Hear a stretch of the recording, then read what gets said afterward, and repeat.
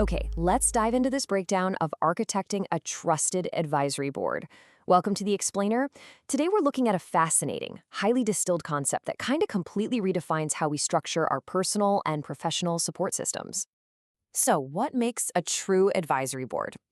We normally picture these rigid panels of executives in stiff suits, basically just handing out cold, hard facts. But what if a genuinely effective advisory group is way less about corporate credentials and literally all about a really careful sequence of emotional intelligence? Section 1. The Trusted Advisory Board. Let's begin our deep dive into the core philosophy here. Now, what's really interesting is how this contains the entire blueprint for our explainer today. Here's the exact quote from our source. Your advisory board should be individuals you trust to provide feedback after giving you a pep talk or lending a sympathetic ear. I mean, it's just one single sentence, right? But it packs in a complete, functional framework for human support. We've all had that moment where someone gives us blunt, unsolicited feedback when we literally just wanted to vent. This quote perfectly captures exactly why that approach almost always fails. Moving on to Section 2, the foundation of trust. Everything we're unpacking hinges entirely on establishing this trusted foundation. Let's actually break down the mechanics of this. An advisory board member is defined fundamentally as an individual you trust. Notice how that is the very first condition presented in the text. So the crucial point is that trust is the absolute gatekeeper for any future advice. You simply cannot accept difficult feedback, the kind that actually helps you grow, from someone if you don't implicitly trust their intentions first.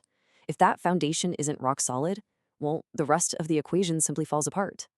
All right, Section 3, Sympathy and Pep Talks. Let's move ahead and see how this builds into the specific emotional support required from a true advisor. So, once that baseline of trust is established, a truly great advisor has to master two very different types of emotional support. First up, giving a pep talk. This is that high energy, motivation mode. It's exactly what you need right before stepping onto a stage to present. But then, on the flip side, there's lending a sympathetic ear. This is quiet empathy, active listening. It's exactly what you need when the projector breaks and your presentation literally catches fire. A true advisor knows how to read you and provide exactly what you need in that specific moment. Section 4. The ultimate goal, feedback. Now let's shift to a more grounded, serious tone to introduce the final piece of the puzzle, the actual delivery of feedback. We have to remember that neither sympathy nor a pep talk is the actual final destination here. The process breaks down into two distinct steps. Step 1 is the emotional support, and step 2 is providing the feedback.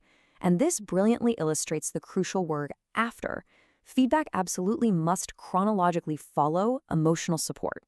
Look, if someone just gives a pep talk, they're a cheerleader.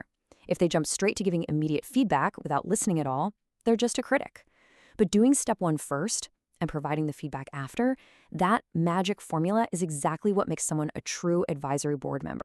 Which brings us right to the direct call to action provided by our source. Connect with our advisory board. Once you grasp this powerful operational order of trust, emotional support, and subsequent feedback, you really need to actively seek out a group built on these exact principles. You've got to surround yourself with people who actually understand the mechanics of human connection. As we wrap up this explainer today, I'd really love for you to look at your own inner circle and ask yourself honestly, who provides your feedback? And perhaps more importantly, are they giving you that sympathetic ear or the pep talk first?